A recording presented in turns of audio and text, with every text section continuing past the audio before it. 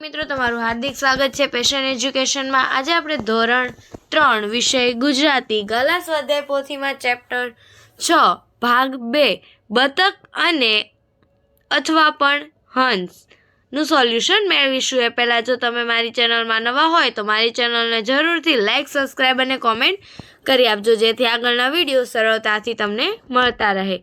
એમાં પ્રશ્ન 1 છે, નીચેના પ્રશ્નોના એક વાક્યમાં ઉત્તર લખો। એમાં પહેલું, પાંચમું ઈંડું કોનું હતું? તો જવાબ આવશે પાંચમું ઈંડું રાજહંસનું હતું। બતક માતાને ખબર કેમ ન પડી? બતક માતાને ખબર ન પડી કારણ કે બધા ઈંડા એક સરખા હતા। ત્રીજું, તેને બધા કદરૂપું કહેતા હતા, તેનું કારણ શું હતું? તેને બધા કદરૂપું કહેતા હતા કારણ કે તે બધી જ અલગ અલગ હતું। ત્યાર પછી પ્રશ્ન 4, કદરૂપા બતકે ઘર છોડવાનું નક્કી કેમ કર્યું? કદરૂપા બતકે ઘર છોડવાનું નક્કી કર્યું કારણ કે તેની સાથે બીજા બચ્ચા રમતા નથી અને તરતા નથી। ત્યાર પછી બતકીએ સુરક્ષિત જગ્યાએ કેટલા ઈંડા મૂક્યા? બતકીએ સુરક્ષિત જગ્યાએ 5 ઈંડા મૂક્યા। બતકી બધા બચ્ચાને શું શીખવા લઈ ગઈ? બતકી બધા બચ્ચાને તરતા શીખવા લઈ ગઈ। ડોશીમાએ કદરૂપા બતકને ક્યાં સુધી પોતાની ઝૂંપડીમાં રહેવા કહ્યું? ડોશીમાએ કદરૂપું બતકને વાવાઝોડું શાંત થાય ત્યાં સુધી પોતાની ઝૂંપડીમાં રહેવા કહ્યું। કદરૂપું બતક ખરેખર શું હતો? કદરૂપું બતક ખરેખર રાજહંસ હતો। ત્યાર પછી પ્રશ્ન 2, નીચેના પ્રશ્નોના 2-3 વાક્યોમાં ઉત્તર લખો। કદરૂપું બતકડુંને બીજા બચ્ચાએ કઈ રીતે હેરાન કર્યું? કદરૂપું બતકની બીજા બચ્ચાએ મશ્કરી કરી। કોઈએ તેને ધક્કો માર્યો તો કોઈએ તેના ઉપર ગંદુ પાણી ફેંક્યું। ત્યાર પછી બધા બચ્ચા બતકને કદરૂપું કેમ કહેતા હતા? બધા બચ્ચા બતકને કદરૂપું બતક કહેતા હતા કારણ કે તે બધાથી અલગ હતું, તે થોડું મોટું અને રાખોડી રંગનું હતું। ત્યાર પછી બતકને રાજહંસ છે એવું કોણે જણાવ્યું? કેવી રીતે? જવાબ આવશે બતકને તે રાજહંસ છે એવું હંસકન્યાએ સમજાવ્યું। હંસકન્યાએ તેને પાણીમાં પોતાનું પ્રતિબિંબ ધ્યાનથી જોવા કહ્યું। બતકે પાણીમાં પોતાનું પ્રતિબિંબ જોયું અને એને સમજાયું કે તે એક સુંદર યુવાન રાજહંસ છે। ત્યાર પછી પ્રશ્ન 3 છે, નીચેના વિધાનોમાંથી ખરા વિધાનો સામે ખરું અને ખોટા વિધાનો સામે ખોટાની નિશાની કરો। પહેલું, બતકીએ 5 ઈંડા મૂક્યા હતા, ખોટું। કૂતરો બતકીથી ડરી ગયો, તેની દૂર નાસી ગયો, ખોટું। તે કદરૂપું બતક નથી પણ એક રાજહંસ હતું, ખરું। બતકને હંસકન્યાએ સુંદર કહ્યો કારણ કે તરત જ તેને ખ્યાલ આવ્યો કે તે સુંદર હંસ છે, ખોટું। બતકને ડોશીમાએ ઝૂંપડીમાં રહેવા હા પાડી કે જેથી તે બતકના ઈંડા લઈ શકે, ખોટું। જુવાન મરઘો બતકના અસલી રૂપને ઓળખી ગયો, ખોટું। બચ્ચાની માં બધા બચ્ચાને તરતા શીખવા લઈ ગઈ, ખરું। બતકીને પોતાનું કદરૂપું બતકડું ગમતું ન હતું, ખોટું। જુવાન હંસે કદરૂપા બતકને પાણીમાં પોતાનું પ્રતિબિંબ જોવા કહ્યું, ખોટું। કદરૂપા બતકે હંસકન્યાનો આભાર માન્યો, ખરું। ત્યાર પછી ચોથો પ્રશ્ન છે, કદરૂપું બતક જે કરતું હોય તેની પાછળના ખાનામાં ખરું અને જે ન કરતું હોય એમાં ખોટું। ખૂબ ઊંચે ઉડતું, ખોટું। ખૂબ ઝડપથી તરતું, ખોટું। કૂતરાની સામે થઈ જતું, ખોટું। પોતાનું પ્રતિબિંબ જોવા અરીસો રાખતું, ખોટું। પોતાના ભાઈ બહેનને ખૂબ હેરાન કરતું, ખોટું। કદી રડતું નથી, ખોટું। ખૂબ દુઃખી હતું, ખરું। હંમેશા એકલા રહેવાનું પસંદ કરતું હતું, ખોટું। કદી હિંમત હારતું નથી, ખરું। બતકની જેમ ડરતું હતું, ખરું। તે પોતાની શક્તિશાળી માનતું હતું, ખોટું। હંમેશા નવા મિત્ર બનાવવા પ્રયત્ન કરતું હતું, ખરું।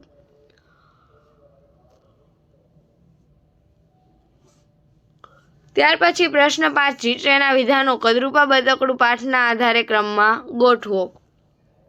તો અહીંયા ડાયરેક્ટ તમને જવાબ કહી દઉં છું, 2, 3, 1, 5 અને 4। ત્યાર પછી નીચેના વાક્યો કોણ બોલે છે અને કોને કહે છે તે લખો। તો આ બચ્ચું પણ તમારી જેમ મારું જ સંતાન છે। માતા બતક બચ્ચાને વાવાઝોડું શાંત થાય ત્યાં સુધી તું અહીં રહી શકે છે। ડોશીમાં કદરૂપા બતકડાને હું કદરૂપું છે એટલે મારી મજાક કરે છે? કદરૂપું બતકડું હંસ કન્યાને. અરે, તું ભૂલું પડી ગયું છે. વૃદ્ધ હંસ કદરૂપા બતકડાને. અમે તેની સાથે નહીં રમીએ. બતકના બચ્ચા માતા બતકને. તું મારો મિત્ર બનીશ? હંસ કન્યા કદરૂપા બતકડાને. ત્યાર પછી પ્રશ્ન 7 છે વાતચીત અને મૌખિક, એટલે કે તમારે આ સવાલના જવાબ મૌખિક રીતે આપવાના છે. ત્યાર પછી પાઠ પ્રશ્ન 8, નીચેના વિધાનો કોણ બોલી શકે છે તે લખો. આ બતકડું જબરું દેખાય છે. માતા ભલે તેને આપણી સાથે રમવા કહે પણ આપણે તેને નહીં રમાડીએ. બતકના બચ્ચા. આ બતક નથી લાગતું, તેને લાંબો સમય ઝૂંપડીમાં રહેવા ન દેવાય. ડોશીમાં. આ પક્ષી ખાઈ શકાય તેવું નથી. મરઘીનું ટોળું. હે ઈશ્વર, મારું બચ્ચું કેમ કોઈને ગમતું નથી? બચ્ચાની માં. બધા મને કેમ ધિક્કારે છે? કદરૂપું બતકડું. ત્યાર પછી દરેક પ્રશ્નના આખા વાક્યમાં 2 વાર જવાબ આપો. એક વાર એટલે અને બીજી વાર તેથી વાપરીને લખવાનું છે.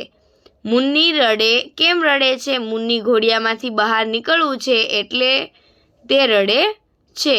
મુન્ની ઘોડિયામાંથી બહાર નીકળવું છે તેથી રડે છે. એટલે કે આવી રીતે તમારે વાક્યના સવાલના જવાબ આપવાના છે.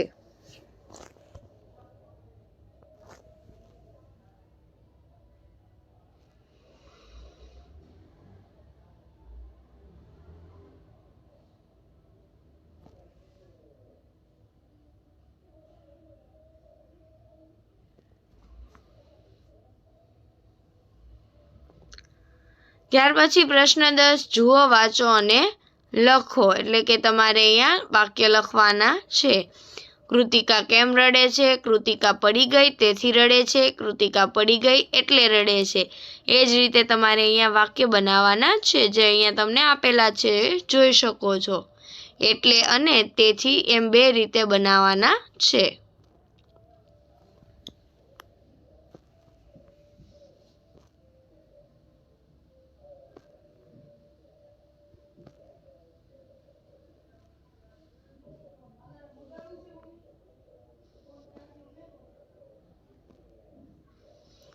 ત્યાર પછી વાંચો, બોલો અને લખો. એટલે કે બ્રશ શા માટે કરીએ છીએ? દાંત સ્વચ્છ અને તંદુરસ્ત રહે તેથી, અથવા તો એટલે. આ રીતે તમારે અહીંયા વાક્ય લખવાના છે. ત્યાર પછી પ્રશ્ન 12, કયું બરાબર સમજાય છે? બરાબર લાગે તેની સામે ખરું. જો બરાબર ન લાગે તો તેની નીચે લીટી કરેલો શબ્દ બદલી અને કૌંસમાંથી બીજો વિકલ્પ બોક્સમાં મૂકો. જેમ કે અને, તો પણ, એટલે. તો અહીંયા પહેલું છે કોમલ અને કરીના વાતો કરે છે. એ વાક્ય સાચું છે. ત્યાર પછી તમે શું ભાવે? કેરી કે કેળા? આ વાક્ય સાચું છે. કાલે સોમવાર છે અને મંગળવાર. નહીં, આવું નહીં આવે. શું આવશે? કે. એટલે કે અહીંયા તમને જે આવતું હોય એ તમને લખીને આપેલું છે કે અનેની જગ્યાએ કે, અનેની જગ્યાએ એટલે, તો પણની જગ્યાએ અને, એવી રીતે તમને અહીંયા આપેલું છે, જે તમારે જોવાનું છે. અહીંયા જે વાક્ય રચના છે, એટલે કે તમે અહીંયા એમ કહી શકો કે જે પ્રોનાઉન્સ આપેલું છે એ ખોટું આપેલું છે, કે તો પણ નહીં આવે, એની જગ્યાએ એટલે આવશે. તો આ બધું બદલી અને લખવાનું છે. ત્યાર પછી એ જ રીતે બીજા વાક્ય છે કે જે તમારે સુધારી અને ફરીથી લખવાના છે, કે જેને બદલે અને, કે, તેથી આવું બધી નિશાની છે એને છેકી નાખવાની છે અને જે સાચું આવતો હોય એ લખવાનું છે. જેમ કે તેણે આકાશમાં વિમાન જોયું તેથી તે ખુશ થઈ ગયો. આવી રીતે તમારે વાક્ય વાંચવાનું છે અને એમાં કયું આવશે એ તમારે લખવાનું રહેશે. ત્યાર પછી છે પ્રશ્ન 14, કૌંસમાં આપેલા શબ્દનો યોગ્ય શબ્દ પસંદ કરી સંવાદ પૂર્ણ કરો. એટલે કે તમારે અહીંયા વાક્ય વાંચવાનું છે. એ વાક્યમાં અને, પણ, તો પણ, કે, એટલે, અથવા આમાંથી જે આવતું હોય એ તમારે લખવાનું રહેશે, જે તમને અહીંયા આપી દીધેલું છે. એ જ રીતે તમારે લખવાનું છે. ત્યાર પછી પ્રશ્ન 15, નીચેનો ફકરો વાંચો. ખાલી જગ્યામાં અને, તો પણ, છતાં, પણ, કે, એટલે, કે, તેથી આ શબ્દોમાંથી યોગ્ય શબ્દ મૂકો.